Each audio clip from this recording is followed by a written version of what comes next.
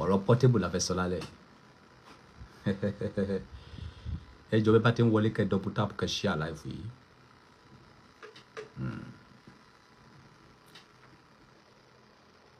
A ò fẹ́ dáhùn sí ọ̀rọ̀ yẹn tẹ́lẹ̀, but ẹ̀rí ọkàn ò jẹ́ ká gbádùn. Torí nǹkan tí a pè wá sí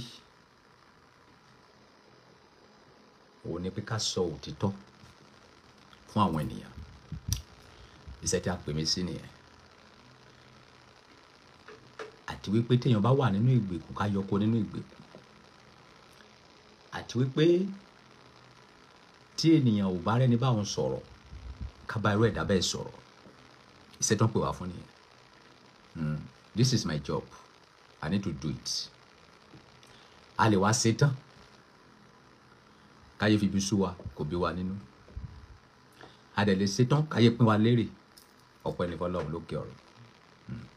Ẹ jọ̀ọ́ ẹ bá wa share live yìí kíákíá tó mi ò fẹ́ pẹ́ lórí ọ̀rọ̀ tó wà nílẹ̀ yìí. Ìdí nìyẹn tí mo fi gbé ọ̀rọ̀ yẹn sí alẹ́ so that gbogbo yín pátá máa ti dé láti ibi iṣẹ́ ẹ lè ráyè gbọ́ ọ̀rọ̀ mi dáadáa. Because àwọn èèyàn ti ń sọ̀rọ̀ láti tí wọ́n wà ní live látàná talk about Portable, talk about Portable, talk about Portable. Mo ní kò tí tó àkókò torí àwọn holy center ò tí fún wa lọ́rọ̀ sọ, but àkókò ti tó láti sọ̀rọ̀ nípa ẹ̀. Ẹ bá wa double tap. Ẹ̀yin tẹ́ wà ní Facebook ẹ bá wa double tap kẹ́ bá wa share. Ẹ bá wa share. Ẹ bá wa share live yìí sí Portable Ọmọlálọmí.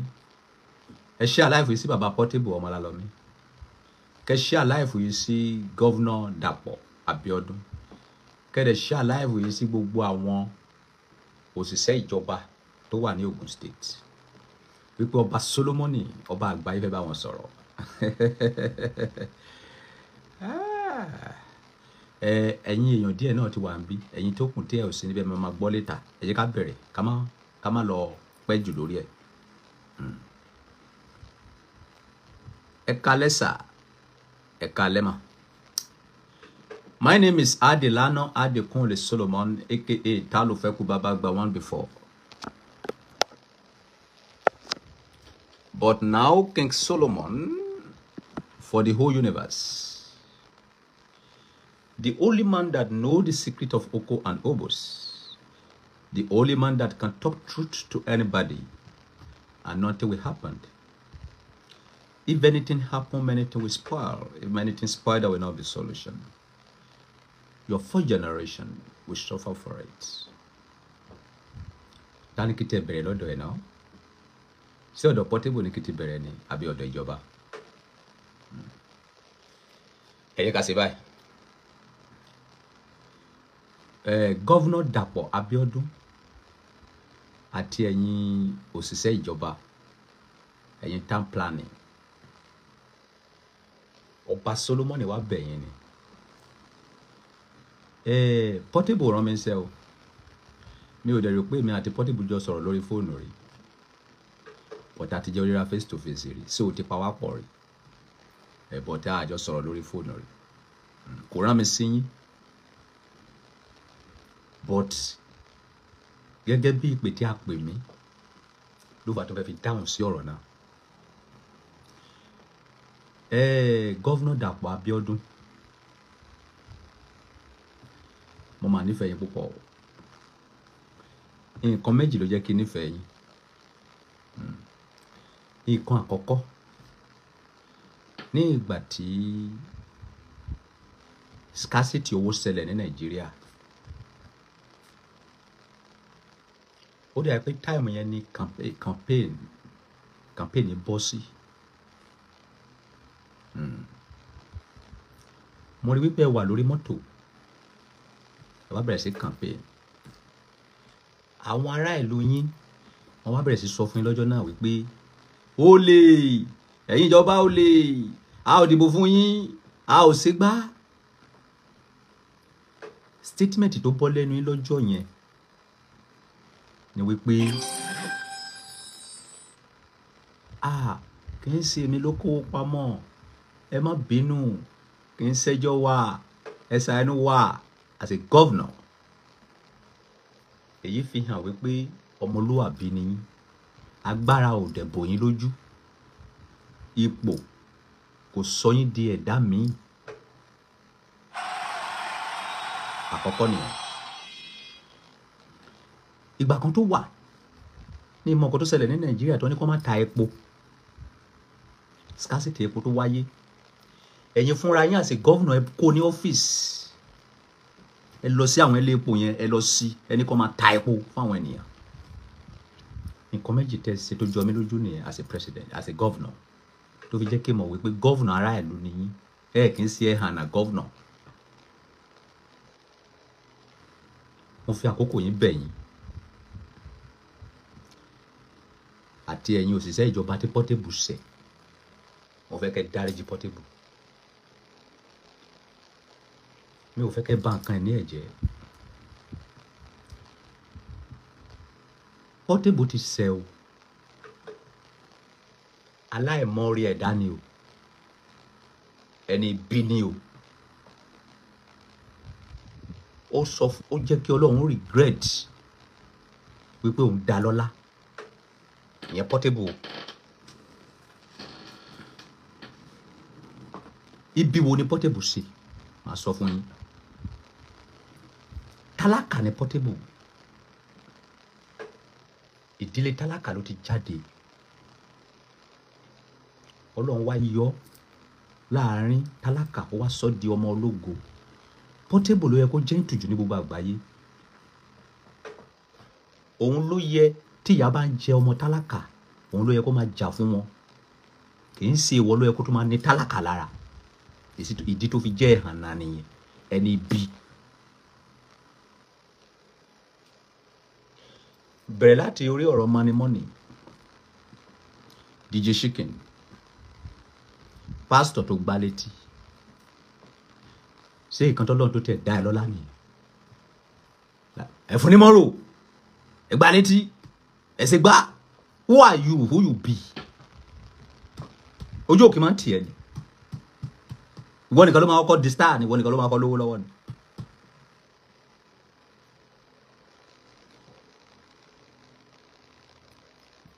Ó dá ìyàtọ̀ wà ní pé kéèyàn lówó lọ́wọ́ kó lọ́pọlọ, olówó ò lọ́pọlọ. I'm talking to Portable now. Ọ̀rọ̀ tí mo ń sọ yìí, bàbá ẹ ló yẹ kó máa bá ẹ sọ. Iṣẹ́ bàbá ẹ ni mò ń gbà sí lọ́wọ́ ẹ báyìí. O ò tí ì ju ọmọ tí bàbá ẹ máa gbá etí ẹ̀ tó máa sọ pé ọmọ mi, opportunity lórí gbà, orí ọ̀fẹ́ lórí gbà ṣe jẹ́jẹ́. Ayé ò bàbá yìí náà. Any small things ẹ fún ní mọ́rò, any small things ẹ gbá etí ẹ̀, any small things ẹ lù pa. Kí ló dé? What happened? Àwọn èèyàn ń wò ẹ́, àwọn èèyàn bá kọ́ sílẹ̀. Ibi tó ti bẹ̀rẹ̀ sí ní problem ayé nìyẹn. Tọ́lọ́run bá kẹ́ ẹ, lo kíkẹ́ tọ́lọ́run kẹ́ ẹ láti máa fi help àwọn ènìyàn, kì í ṣe kó máa lo kíkẹ́ tọ́lọ́run kẹ́ ẹ kó máa fi oppress àwọn ènìyàn. Tó bá wá jẹ president ńkọ́, wàá pa gbogbo àgbáyé tọ́nà. Tó bá wá jẹ governor ńkọ́, olórin lásán, Ọlọ́run kẹ́ ẹ fúngbà díẹ̀, ó dẹ̀ sọ́ra ẹ díẹ̀ hàn sí gbòòrò. Why? That is a stupidity. Mi ò rò pé mo bá ẹ sọ̀rọ̀ báyìí rí. Mo máa ń bá ẹ ṣeré ni. Mo dẹ̀ máa ń lo orin yẹn láti fi kọ́ àwọn èèyàn lẹ́kọ̀ọ́. But ọjọ́ ọ̀rọ̀ tó, àṣejù ẹ̀ pọ̀ jù. Ìgbà tó bá pásítọ̀ létí, mo ṣe fídíò fún ẹ pé kó wá pásítọ̀ yẹn lọ pé kó lọ bẹ́ẹ̀. Ṣùgbọ́n mi rò pé ó padà lọ bẹ̀ pásítọ̀ náà. Arákùnrin lọ take time púpọ̀. Ògùn ẹ tó ń jó lálá yẹn, nǹkan tó lè jẹ́ kí ó pẹ́ òun ní ìfarabalẹ̀ àti tẹríba àti ìwà ọmọlúwàbí jẹ́ ọmọ ènìyàn. Olówó but kò sọ́pọlọ, kò dẹ̀ níwà, ẹ̀hànà ni ẹ́. Bí ìjọba bá wá bá a wípé àwọn town planning, ṣé owó tó fẹ́ fún wọn ní òní ni? Ìgbà tí mo ń kọ́ ìjọ ọmọlúwàbí l'Ondo State, irú ẹ̀ ṣẹlẹ̀ sí mi náà. Bá ṣe ṣe foundation báyìí ní ìjọba Ondo State wá. Wọ́n fẹ́ gbé máàkì sí orí ìjọ ọmọlúwàbí. Wọ́n ní kí ló ṣẹlẹ̀? wọ́n ló ní àwọn ìwé kan tí mo gbọ́dọ̀ gbà surveyor kìnìkan èèlò ló máa ná mi wọ́n ní oye báyìí mo dẹ̀ fún wọn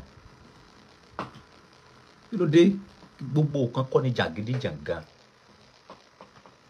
gbogbo nǹkan kọ́ ni ẹ̀hànà kò sí èrè nínú ọmọ ìta kò sí èrè kankan nínú ọmọ ìta kò sí èrè kankan nínú kéèyàn máa ṣe rádaràda kó máa ṣe jàgídíjàgan kiri kó máa gbá etí ọmọ lọ́mọ kó máa fìyà jẹ ọmọ lọ́mọ unnecessary because of what kí ló dé farabalẹ̀ Mr. Man so ọ̀rọ̀ tí wọ́n bá ẹ sọ yìí bàbá tó bí ẹ ló yẹ kó bá ẹ sọ iṣẹ́ bàbá ẹ ni ìjọ tó gbá pásítọ̀ lé tó yẹ kí bàbá ẹ pè ẹ kó gbé ẹ wá sórí íńtánẹ́ẹ̀tì kó gbá etí ẹ lẹ́ẹ̀mẹ́ta tó fẹ́ pa mí ni orí ọ̀fẹ́ lárí gbà náà ọmọ mi kí ló dé ó yá níwájú ó yá ẹ ká wá pásítọ̀ yẹn lọ ká lọ bẹ̀ iṣẹ́ bàbá ẹ ni kò sí ẹ̀dá tó wà láyé táyé ò lè mú o kò sí bí o sì lè jẹ ẹbọ tó kò sí bó ṣe lè so oògùn tó kò sí bó ṣe lè gbàdúrà tó tí o bá ti fara balẹ̀ kó ṣe jẹ́jẹ́ oògùn ẹ máa wọ mi anybody ò hate ẹ o gbogbo àgbáyé ló nífẹ̀ẹ́ wọ́n fẹ́ paná ògo wọ́n fẹ́ ṣe gbá ìwọ fúnra ẹ ló fẹ́ paná ògo ara ẹ torí àìfarabalẹ̀ gbogbo àwọn ọmọ tó ń kó sí sẹ́ẹ̀lì yẹn ẹ má tí ì rìlíìsì wọn ẹ jẹ́ kán lò bí ọ̀sẹ̀ kan sọ́sẹ̀ méjì torí ó pẹ́ tí àwọn náà ti ń fún èèyàn ní mọ́rò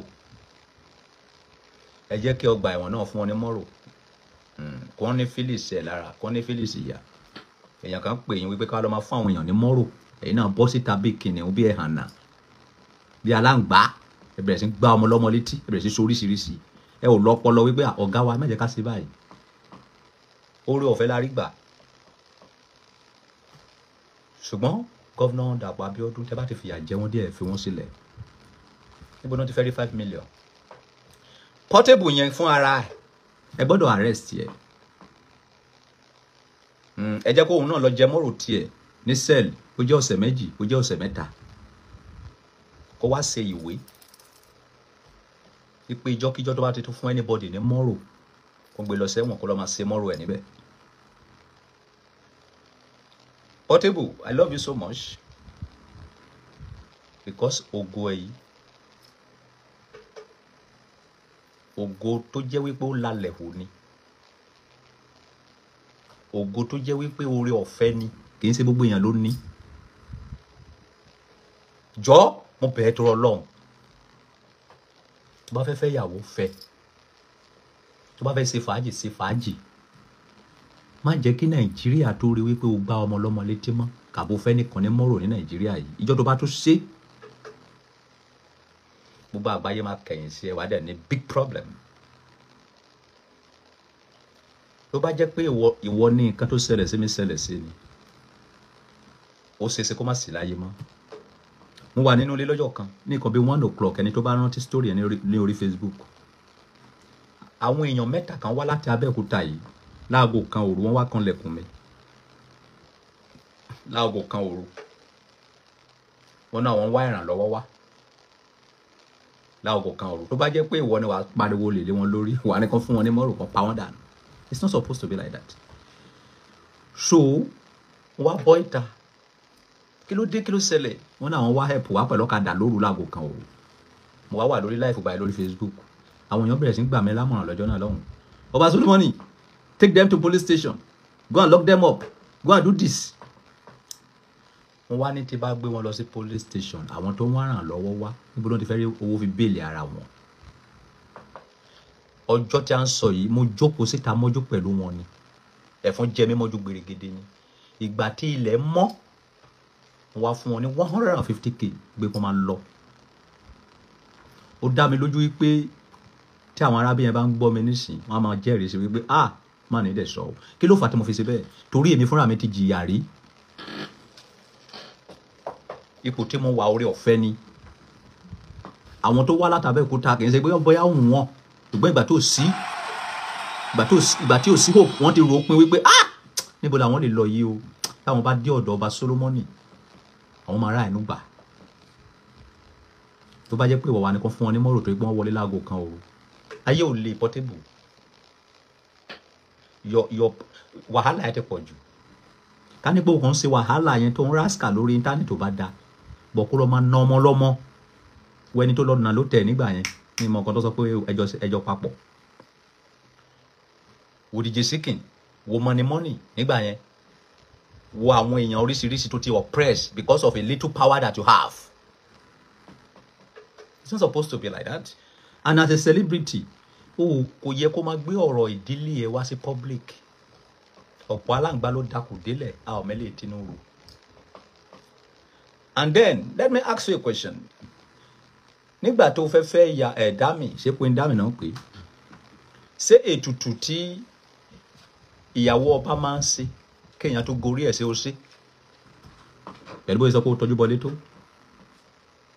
Irú àwọn ìyàwó tí Aláàfin Ọ̀yọ́ yẹn bá fi sílẹ̀, ọkùnrin tó bá fẹ́ gorí wọn ní àwọn ètùtù tó gbọ́dọ̀ sí. Ṣé ó ṣe àwọn ètùtù yẹn? Tàbí kan gorí obìnrin? So please, ọmọ ìyá mi, lọ ronú padà kó nínú ìwà jàgídíjàgan kò lérè. Hooligans la wà ẹ́ nígbà kan. Táòtù gidi lèmi o, bọ̀ kò sí èrè kankan níbẹ̀. Orúkọ ló máa ń bàjẹ́. Mo bẹ̀ ẹ́ tó Ọlọ́run, go and repent. Go and repent from your stupidity. Gbogbo ilé tó ń ṣe kì í ṣe ayé, rádaràda ló ń ṣe. Okay? Go and repent. So tí Ọlọ́run bá yọ ẹ́ kó nínú eléyìí, má jẹ́ kí n gbọ́ pé o tún ná ọmọ kankan mọ́. Lo owó t'Ọlọ́run fún ẹ, agbára t'Ọlọ́run fún ẹ láti máa fi tún ayé àwọn tálákà sí, kì í ṣe kó máa fi gbá àwọn èèyàn létí kiri. Lẹ́nìkan bá wá sí ṣọ́ọ̀bù ẹ tó o bá láìkẹ́ sọ fún mi pé kó máa lọ. Kì í ṣe kó wá lọ kó àwọn ẹ̀hànà kan jáde. Ó yá ẹ̀fún ní mọ́rò. That is a stupidity. Tó bá jẹ́ wípé nǹkan tó ń ṣe ní Nàìjíríà tó bá jẹ́ pé ìlú tó wà advance ló ti ń ṣe ni, wàá ti wà lẹ́wọ̀n tipẹ́. Òkun lè ṣàdédé jí lọ́jọ́ kan kó máa ná ènìyàn láìsí ẹranko.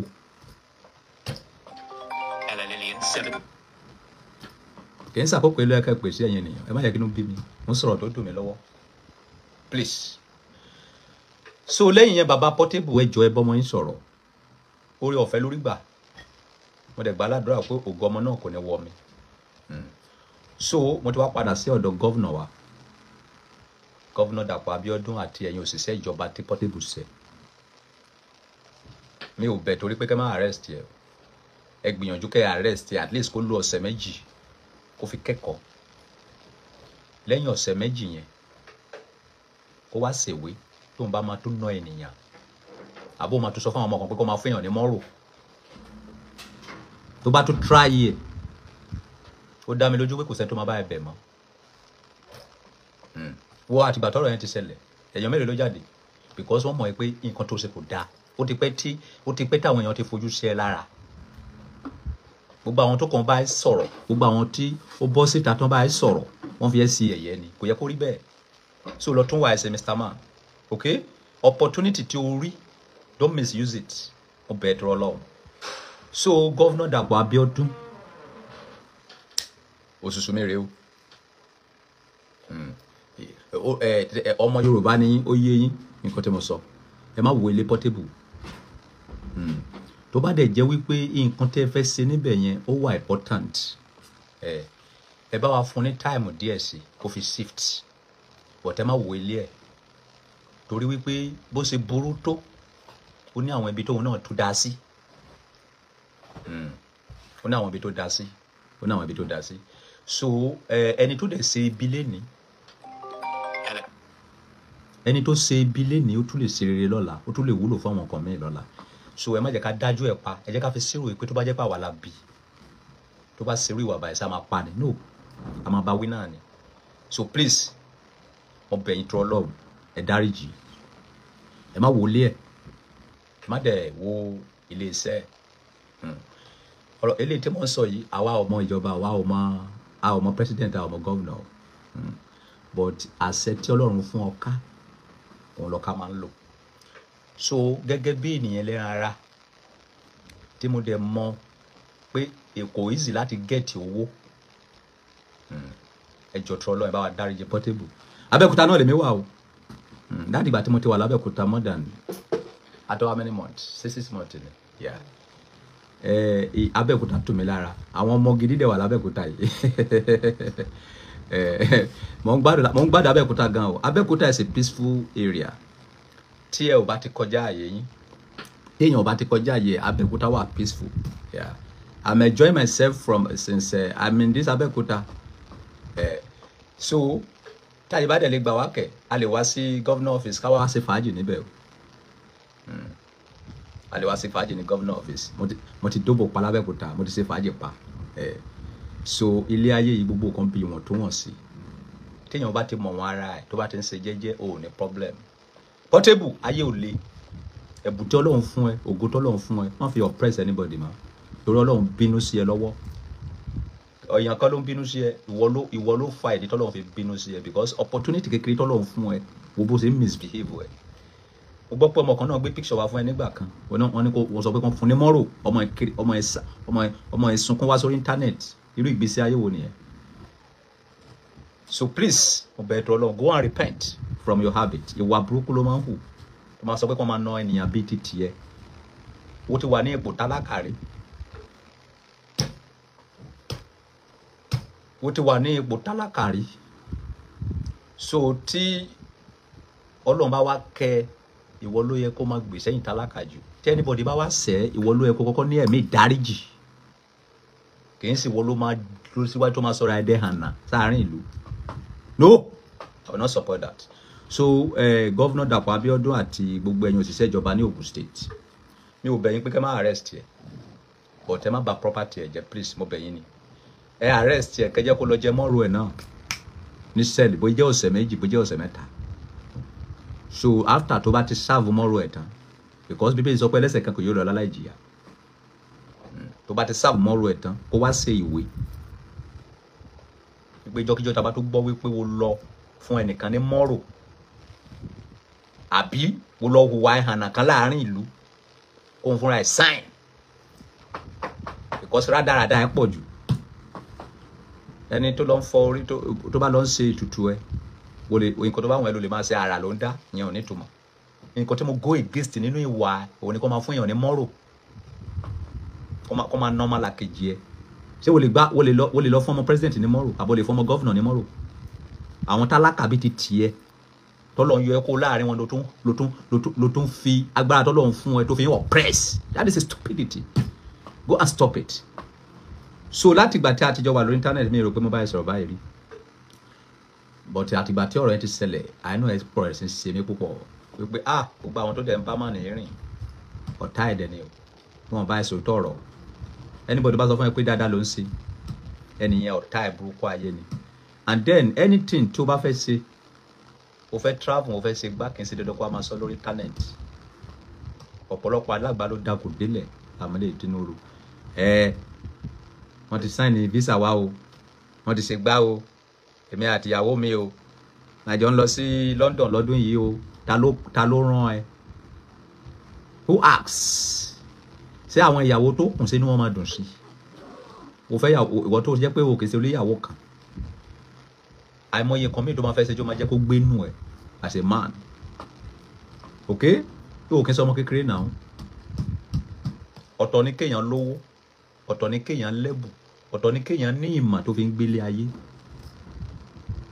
Ìwọ tí ò jẹ́ pé ìyàwó kan ló fẹ́, o fẹ́ mú ìyàwó ẹ lọ sí London, o bẹ̀rẹ̀ sí pariwo orí internet, gbogbo movement ẹ o bẹ̀rẹ̀ sí sọ fún gbogbo àgbáyé.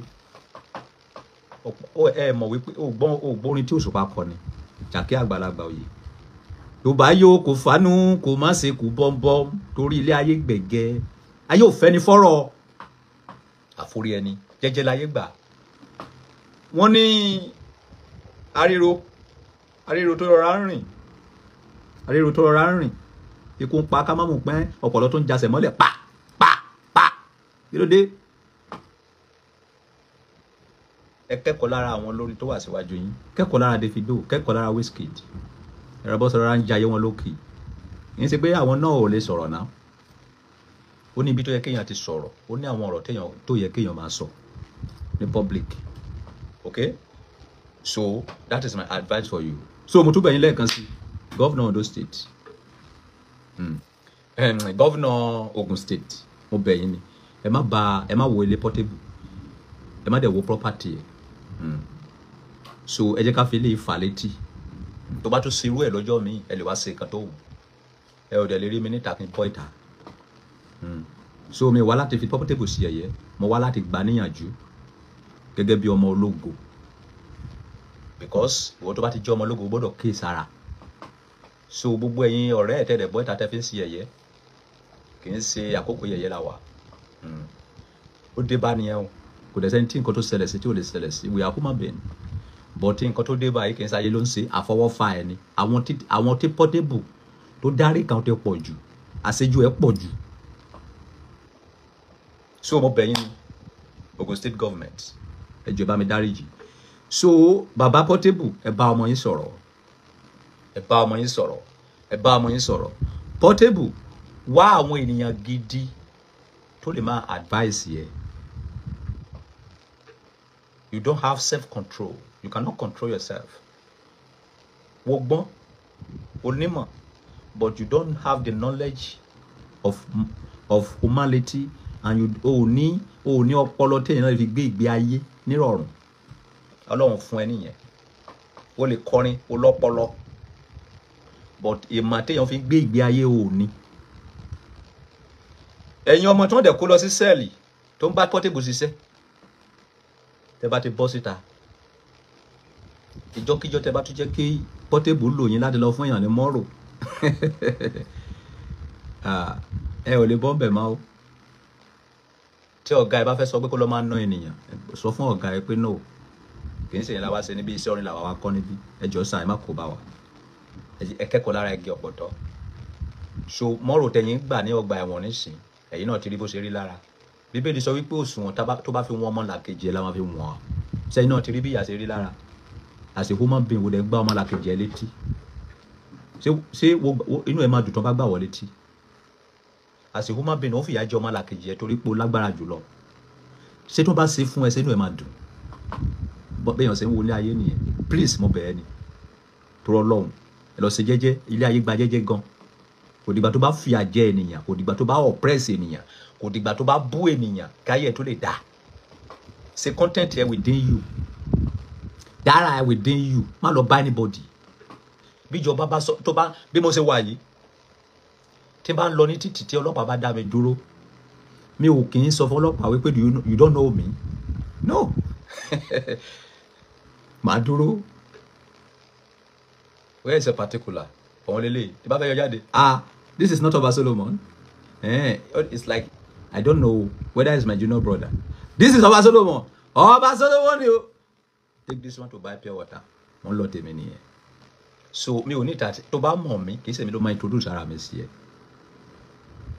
so torí pé o jẹ́ ìlú mọ̀ọ́ká ìyẹn ò sọ wípé kí ìjọba má gbé ìgbésẹ̀ tó yẹ kó gbé orúkọ lásán ló ní okay that is life mi ò pẹ̀lẹ́ tó máa dé bìkan you don't know me you don't know who I am who are you you are nothing torí pé gbogbo àgbáyé ti mọ̀ ẹ́ kò ní ìdí wípé bóyá o jẹ́ wo ní mínì ju ẹnìkan lọ no okay so ẹ jẹ́ ká ṣe jẹ́jẹ́ orúkọ lásán ni please ọbẹ̀ wa ni we are nothing ẹ jẹ́ ká ṣe jẹ́jẹ́ so ẹ̀yin ọ̀rẹ́ Portable ẹ má tún ṣépè fún Portable mọ́ ẹ má bàa dákún ìṣòro ẹ̀ so ó ti ṣẹlẹ̀ ẹ gbàdúrà fún gbogbo ẹ̀yin èèyàn ẹ̀yọ jáde kẹ́ bá bẹ ìjọba ó dẹ̀ dá mi lójú wípé eléyìí tí mo sọ yìí gọ́vùnà wa máa gbọ́ gọ́vùnà Dàpọ̀ Abíọ́dún torí ọ̀rẹ́ ará ìlú ni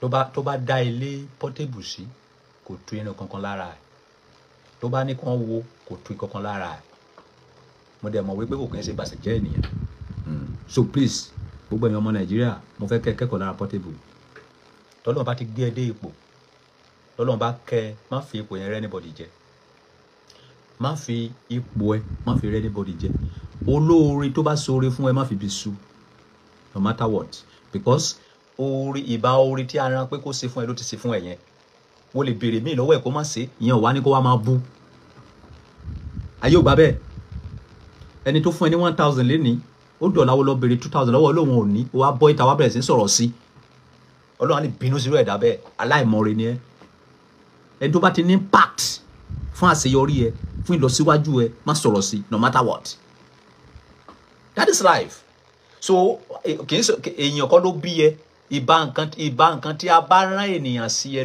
iṣẹ́ ẹ ló máa jẹ́ iṣẹ́ tí a rán èèyàn sí ẹ kò lè jẹ it's not by force that is it torí wípé wo béèrè kan lọ́wọ́ èèyàn lénìí ó fún ẹ wo béèrè lọ́wọ́ ẹ lọ́la kò fún ẹ ó wá bẹ̀rẹ̀ sí sọ̀rọ̀ sí kò dá so gbogbo ẹ̀yin ọmọ Nàìjíríà jọ̀ọ́ ẹ̀yin tẹ́ bá súnmọ́ gọ́vnà wa ẹ̀yin tẹ́ súnmọ́ àwọn workers Ogun State ẹ bá mi bá wọn sọ̀rọ̀ ẹ bá mi bẹ̀ wọ́n pé kó má wo ilé Portable Ọmọlálọ́mí kó fi sílẹ̀ ṣùgbọ́n kẹ́ rí wípé arrest yẹ bẹ́ẹ̀ ni sẹ́wọ̀n pé mo sọ pé mi ò bẹ̀ fún yẹn ẹ rí wípé arrest yẹ òun náà jẹ mọ́rò kóun náà rí bó ṣe ń rí lára tí ó bá dẹ̀ máa gba béèlì ẹ̀ kó sign wípé ìjọ́kíjọ́ tó bá máa tó fọ́mọ ọlọ́mọ ní mọ́rò àbí wọ́n wá fẹjọ́ ẹ̀ sùn wípé wo gbá èèyàn kan létí àbí wo lọ ná ènìyàn kan nǹkan tó bá fẹ́ kó ṣẹlẹ̀ sí ẹ kó kọ síwájú ẹ̀ kó dẹ̀ filẹ̀ kó máa lọ mi ò bẹ̀ fún yẹn gbọ́dọ̀ arrest yẹ ìkọ́ bíbélì sọ pé ẹlẹ́ṣẹ̀ kan kò ní lọ Nàìjíríà yes because nǹkan mi wà tí wọ́n bá kọ́ èèyàn lẹ́kọ̀ọ́ ẹ̀ tí wọ́n bá kọ́ èèyàn lọ́gbọ́n kò ní repent so bó ṣe rí ni mi ò bẹ̀ fún yẹn nǹkan tí mo ń bẹ̀ fún òun ní ilé ẹ̀ tẹ́ fẹ́ wó òun ní ibi iṣẹ́ tẹ́ sọ pé ẹ fẹ́ bàjẹ́ so tó bá ṣẹlẹ̀ wípé ó máa di dandan pé ẹ fẹ́ padà lo bẹ̀ lọ́la ẹ bá wa fún wọn ní time ó fi gẹ̀ẹ́tì owó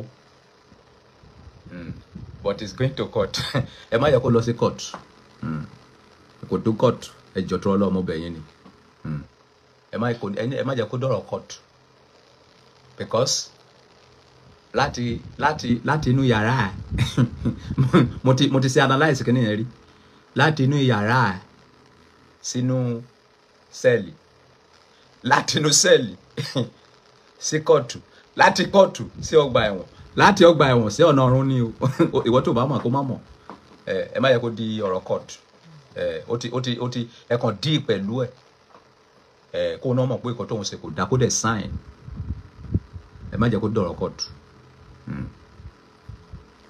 ẹ ń gbọ́ mi so nǹkan tí mo bẹ̀ fún nìyẹn ẹ jọ̀ọ́ tó Ọlọ́run yìí lọ́wọ́ ẹ̀ ní rí dààmú o àwọn ọmọ wa wọn ní ṣe àṣìṣe kò sẹ́ni tí ò lè ṣàṣìṣe o but àṣìṣe tí ẹ yẹ pọ̀ jù ó lack of training ó lack ẹ̀kọ́ gan kí bọ̀bọ̀ yẹn ìkọ́ mo ti wò lórí internet kí ló ń ṣe mọ́ nìyí ṣé ó jìyà rí ni ọwọ́ ayé ò tẹ̀ rí ni ó mọ ọkọ̀ tó ń pè ní ayé abùnẹ́jẹ́ fòfò náà ayé tó máa ń ti ènìyàn pa lẹ́yìn tó bá tiẹ̀ pa tán wá kó lẹ́yìn ẹ̀ ìgbà tí owó tó wà lọ́wọ́ ẹ láyé máa ń hèlè lára ẹ̀ tó bá ti gba àkọ́ tó fẹ́ gbà tó bá ní problem ọmọ ní rí anybody so please má tẹ̀lẹ́nu ayé má ṣe jẹ́jẹ́ tí olórí bá ṣoore fún ẹ tó bá ṣe fún ẹ mọ́ má bu má sọ̀rọ̀ sí tí ẹni pé kó tẹpá mọ́ ìgbésí ayé ẹ̀ báyé tiẹ̀ náà má ṣe dáa tí wọ́n náà má ṣoore fún ènìyàn kì í ṣe gbogbo èèyàn tí èèyàn bá tọrọ oore lọ́wọ́ ẹ̀ ló má ṣe fún ènìyàn irúfẹ́ àwa yẹn nísìn àwa ò kì í béèrè oore lọ́wọ́ anybody I like normal life mi ò kì í lọ ń bá ènìyàn ìwọ tó bá bá mi wo lùgbàdì ayé mi ò kì í dáhùn sọ̀rọ̀ tó bá kàn mí but ìdí tí mo fi dáhùn sí ọ̀rọ̀ eléyìí ara ajé ló ta mí so easy ni kéèyàn kọ́ hòtẹ́ẹ̀lì so easy ni kéèyàn kọ́ bá níbo lówó náà wà so please ẹ bá mi dáríjì gọ́vnà wa dàpọ̀ mo tún gbé fún yín lẹ́ẹ̀kan sí ẹ̀kẹta lélẹ́yìí èrò tí ì pọ̀ lẹ́ẹ̀kan mo ní nǹkan méjì mo fi láìkì yín mo ní nǹkan méjì lẹ́sẹ̀ ní Ogun State tó jẹ́ kí láìkì yín nǹkan àkọ́kọ́ mo ní táìmù tí scarcity owó ló ṣẹlẹ̀ ní Nàìjíríà tí ẹ bẹ̀rẹ̀ sí campaign tí àwọn ọmọ ìlú yìí sọ pé ó lè ìkókó bàbá ẹ̀ sásùn Dàpọ̀ ó lè ẹ má tẹ́ ń sọ fún àwọn ọmọ ìlú yìí pé ẹ má bínú kì í ṣẹjọ́ wà èyí fi hàn wípé gọ́vnà ará ìlú ni yín ẹ ò kì í ṣe gọ́vnà sáà mo ní ẹ̀ẹ̀kejì nígbà tí scarcity epo náà tún ṣẹlẹ̀ tó sọ pé kó má tepo fún anybody tí kò sépo ẹ̀yin fúnra yín kó ní ọ́fíìsì ẹ wá àwọn ilé epo yẹn lọ sí sílẹ̀ bóyá ẹ lọ máa répo nǹkan méjì tí mo fi gba tiyín nìyẹn tí mo fi láìkì ẹ̀mí yìí dẹ̀ máa gùn bẹ́ẹ̀ ni tí president kan bá ṣe wọ̀nyí jẹ ní Nàìjíríà Ọlọ́run máa gbé yín dépò president yẹn please ẹ jọ̀ọ́ tó Ọlọ́run mo bẹ̀ yín ni tó Ọlọ́run gbogbo ẹ̀yin workers tí Portable ṣẹ̀ bá mi dáríjì but ẹ díì pẹ̀lú ẹ ẹ má wọlé ẹ má dẹ̀ wo iṣẹ́ but ẹ jẹ́ kó jìyà ẹ̀ṣẹ̀ ó jẹ́ ọ̀sẹ̀ kan ó lè mọ̀ wípé kò dá ká máa ní ọmọ lọ́mọ lára because èèyàn bá ní èèyàn lára Ọlọ́run gbọ́dọ̀ ní òun náà lára báyé ṣe rí nìyẹn tó bá tó mọ̀ pé òun fẹ́ ìnira má ní ọmọ làkejì ẹ̀ lára nǹkan tó bá ti gbà kéèyàn ṣe fún ẹ má ṣe fún èèyàn tíjọba bá bá ẹ sọ̀rọ̀ listen sí nǹkan tó ń sọ hello wọ́n ní driving license ẹ̀dá okay driving license mẹ́rin ṣé o mọ̀ mí ni ṣé o mọ̀ pé star lèmi ni ṣé ẹ káwá yìí máa gba driving license you are stupid you need to collect it you are a human being bí mo ṣe wá gbogbo ìwé mọ́tò mi ló pé gbogbo ìwé mọ́tò mi ló pé ló dẹ̀ ní plate number because o ò lè mọ̀ gbogbo àgbáyé ò lè mọ̀ ẹ́ ẹlòmíì lè máa rí ẹ lórí internet kó má mọ̀ ẹ́ èèyàn mélòó ló fẹ́ máa introduce ara ẹ fún. You need to respect yourself before people can respect you. So gbogbo ẹ̀yẹn ni à Ogun State wà peaceful gan Ogun State mo wà láti bí oṣù mẹ́fà tí mo ti ń ṣe fàájì mo ti ṣe fàájì pa mo ti ṣe fàájì pa so àwọn kan tó fẹ́ bá yín sọ nìyẹn so mo ti ṣe iṣẹ́ tọ́lọ́run rán mi mo ti jẹ ọkàn mi mọ́ mo dẹ̀ mọ̀ wípé gọ́vùnà wa Dàpọ̀ máa gbọ́ ọkọ̀ tí mo sọ yìí mo dẹ̀ bọ́ máa ṣiṣẹ́ lé lórí gbogbo ẹ̀yin òṣìṣẹ́ tí Portable ṣe mo bẹ̀ yín ẹ má bínú tó Ọlọ́run ẹ ro ti Ọlọ́run mọ́ lára ẹ má ro tiwa torí yàtọ̀ sí wípé ó ń dáwó yàtọ̀ sí pé ó lọ pín oúnjẹ fún àwọn ènìyàn mi ò torí kan tó dá níwà bẹ́ẹ̀ ni gbogbo ìwà mi ò torí kan tó dá níbẹ̀ yàtọ̀ sí pé ó ń fún àwọn èèyàn lóúnjẹ àṣejù ẹ ti pọ̀ jù I don't like it so bí mo dẹ̀ sí ń sọ yìí Portable tó bá ń gbọ́ mi ní comment section wo ti mọ ibi tó kùn sí wo dẹ̀ ti mọ ibi tó fẹ́ ṣe àtúnṣe sí àwọn ibi tó fẹ́ ṣàtúnṣe sí ni wípé má fìyà jẹ anybody mọ́ má sọ pé kó ń fẹ́yàn ní mọ́rò mọ́ ẹnìkan bá ẹ jẹ́wọ́ tó bá ètè fún ẹ ẹnu ní kó fi bá sọ̀rọ̀ tó bá lè fẹnu bá sọ̀rọ̀ arrest ẹ má sọ pé kó máa nà ènìyàn ọmọ kan bá ẹ ṣiṣẹ́ ó sì wà hù ó ní ìdá ti nà arrest ẹ as a human being má ṣe bí ẹni tó mọ̀wé náà díẹ̀ àwa yìí ò kàwé but ó lè rí wa ká má ṣe bí tout nígboro for what kí la wá kiri okay so do the right thing at the right time gbogbo ọ̀rọ̀ tó bá di yánganyàngà yẹn nísìnyí ká ní pé ìgbà táwọn arákùnrin yẹn wá níjọ́ yẹn ìyẹn àwọn tán plan yẹn tẹ́lẹ̀ bá wọn sọ̀rọ̀ náà kò tí ì sin ọkàn lọ́wọ́ mi kí la máa ṣe ń sìn ẹjọ́ kí la máa ṣe so tí wọn ò ní fi wọlé mi kí ni ìgbésẹ̀ tí máa gbé wọn put it through àwọn ọ̀gá báyìí ní kó rí o àwọn ọ̀gá báyìí ní kó rí o èyí báyìí ló máa san o èyí báyìí ló máa san o I dey set wọn up I'm a time planning I'm a king of time planning èmi ni time planning what type of time planning are you okay that's the stupidity ìyẹn ò kì í ṣe pé o gbọ́n àbò oyè ọmọ ẹ̀ta àbò onífikọ́ àbí oní strong head ṣé sójà ti nà ẹ́ rí ó mà ṣe o kò sí ẹni tó ní strong head láyé o kò sí nǹkan tó jẹ́ strong head o má kọjá àyè láyé mo dẹ̀ sọ fún yín ní 2025 mo ní 2025 no matter who you be kàdánkàdá kò sí nǹkan tó dàbí pé kéèyàn pọ́nra ẹ̀ lé nínú ayé kéèyàn rẹra ẹ̀ sílẹ̀ no matter who you be 2025 kàdánkàdá ṣe jẹ́jẹ́ kò sẹ́ni tí ayé ò lè mú nǹkan méjì ló wà nínú ayé ìwọ tó bá wà ní ipò agbára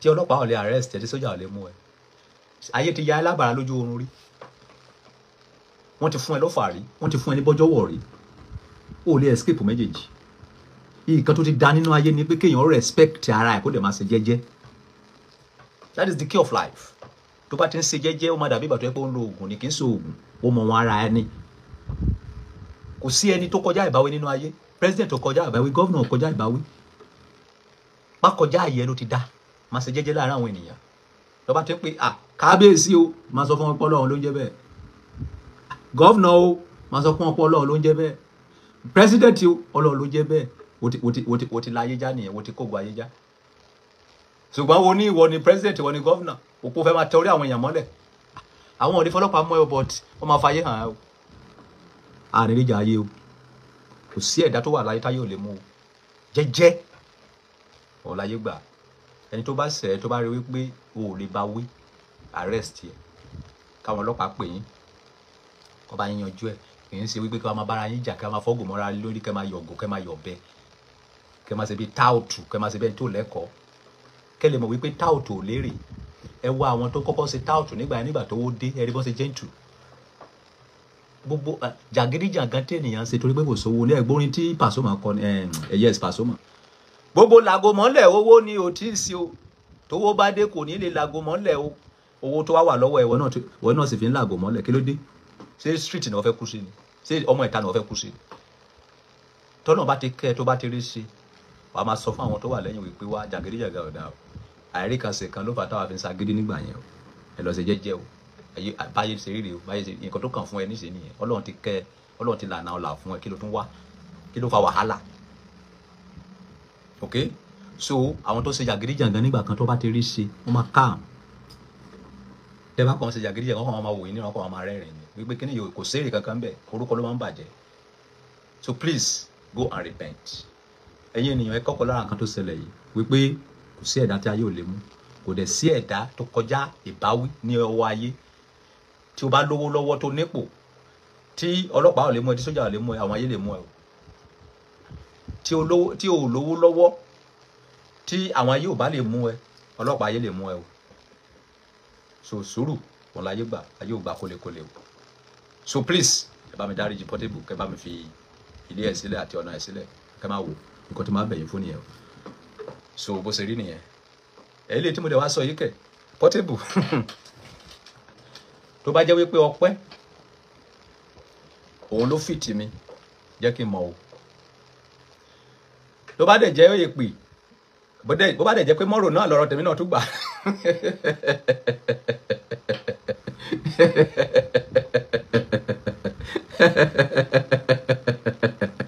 ó lé àràmàdà tó bá dẹ̀ jẹ́ pé mọ́rò náà lọ́rọ̀ tèmi tún gbà jẹ́ kí n mọ̀ bó dẹ̀ jẹ́ èbúbú lọ́rọ̀ tèmi náà tún gbà jẹ́ kí èmi náà tún mọ̀ o but àwa ti sọ tiwa iṣẹ́ tó lọ́rọ̀ mi àwa ti jẹ torí àwa ò kí ń parọ́ fèèyàn àwa máa báyàn sòótọ́ ọ̀rọ̀ ni àwa ò dẹ̀ kí ń bínú ọmọ ológo bí mo sọ pé kó rí fún ẹ bẹ́ẹ̀ náà ni kó rí fèmí o so that is life so torí mo rí boy kan bóyá mi mọ nǹkan tó jẹ́ sí fún ẹ ó fi kọ́mẹ̀tì ẹ̀ hàn àwọn ènìyàn lórí íńtánẹ́ẹ̀tì nǹkan tó fún lésì lórí DM èmi náà retí èsì tèmi náà bóyá hello Ọba Solomon thank you for what you done pẹ̀lú advice tẹ fún mi àbí ṣe ń sí ire ní ṣé mo pè é sọ̀rọ̀ mi ní ṣé mo rán ẹni sẹ́ni ṣé mo sọ pé kẹ́ dáhùn sọ̀rọ̀ mi ní màá sọ pé má bínú o kàbí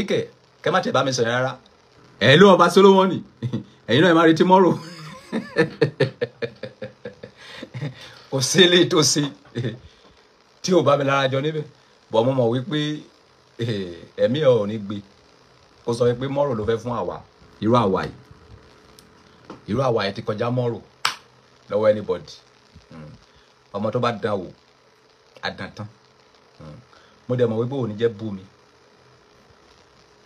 òní jẹ́ sọ̀rọ̀ sí mi torí mi ò sẹ́ báyìí ẹ máa ṣe dá ni mo wá mo mọ̀ wípé ó máa padà thank mi ó máa padà dúpẹ́ fún mi ní wípé Ọba Solomon o I respect you sir thank you very much sir mo dúpẹ́ màá lọ ṣiṣẹ́ lè mo ti mọ ibi tí mo fi sí so ibi tó fi sí yẹn ò ní wípé o máa ń fìyà jẹ àwọn ọmọ lọ́mọ o mọ bó ṣe ń handle case irúfẹ́ pastor tó wá síwájú ẹ nígbà yẹn tó wá priest tó gbá etí ẹ kò yẹ kó gbá etí ẹ wàá kàn sọ fún pé kó get out hello sir ẹ má bínú mi ò fẹ́ gbọ́ wá ẹ̀sùn ẹ máa lọ tó o bá dẹ̀ lọ ọlọ́pàá fún o ò ní ìdí kó lọ gbá etí ẹ fún ara ẹ that habit is too much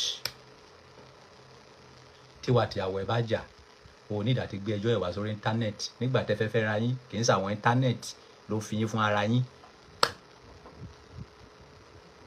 èmi àtàwọn mímọ náà máa ń jà èmi àtàwọn girlfriend mi náà máa ń jà ọ̀tẹ̀ ẹ̀ lè bọ́ lórí íńtánẹ́ẹ̀tì ẹ má jẹ́ kí àwọn èèyàn máa fi family yín ṣe content lórí íńtánẹ́ẹ̀tì nǹkan tó bá ṣe fún ìyàwó ẹ jẹ́ kó gbé láàrin ìwà àtìyàwó ẹ ok àwọn movement ìgbésí ayé ẹ ìṣerere ẹ má sọ fún àwọn ènìyàn má jẹ́ káwọn èèyàn mọ ibi tó ti ń ṣerere má jẹ́ káwọn èèyàn mọ àṣírí ẹ má jẹ́ káwọn èèyàn mọ movement yẹ that is key of life for you so I talk to you like father this night àmọ̀ràn tí bàbá máa ń gba ọmọ ni mo fún ẹ lálẹ́ yẹn iṣẹ́ tó yẹ kí dáàdì ẹ sí ni mo ṣe lálẹ́ yẹn ó wá kàn sọ́wọ́ ẹ ní kó appreciate àbí kó má appreciate but ẹ̀yin government Ogun State. Oh, appreciate, appreciate.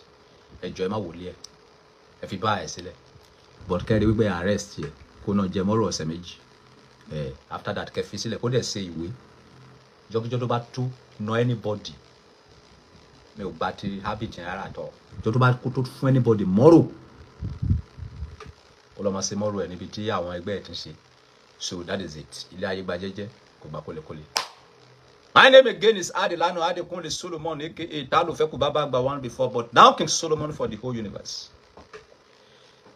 The only man that knows the secret of Oko and Obo, the only man that can talk truth to everybody and nothing will happen. If anything happen, anything will spoil, anything spoil, there will not be solution.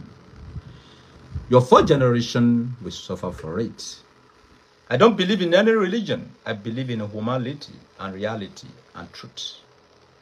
I teach Bible, Quran, and Odu Ifa.